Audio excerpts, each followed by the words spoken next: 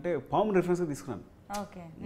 ఒక నల్ల త్రాచు కోసం హీరో వెతుకుతూ ఉంటాడు. అవును అవును. అంటే ఆ త్రాచు పాము ఆయన అనమాట.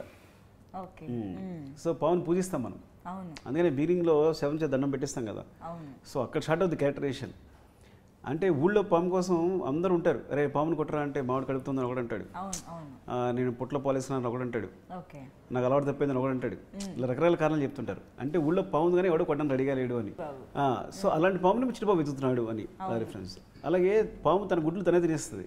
సో తన అసిస్టెంట్ తనే కొట్టి చంపేస్తాడు. సో ఆయన ఉండే ప్రెసిడెంట్ దొరికేటప్పుడు ఆయన ఉండే నివాసం చూడండి కలుగులా ఉంటుంది. ఆ హౌస్ కూడా ఆ పొదలోనే మట్లోనే కప్పడిపోయి ఉంటుంది, కలుగులా ఉంటుంది. సో అక్కడ చంపే తీరు కూడా ఎలా ఉంటుందంటే ఒక స్నేక్ని కొట్టేటట్టు. అలాగే ఆయన పడుకున్న తీరు కూడా ఎలా ఉంటుందంటే చూస్తే కనుక పడుకున్నప్పుడు బ్లాంకెట్ కప్పు ఉంటుంది, ఆ బ్లాంకెట్ కూడా ఎలా కప్పు ఉంటుంది పాములాగా. అలాగే పాము సప్పని కాటేసి పారిపోతుంది. అలాగే ఆయన కూడా సప్పని కత్తి అలా వేసేసి పారిపోతారు.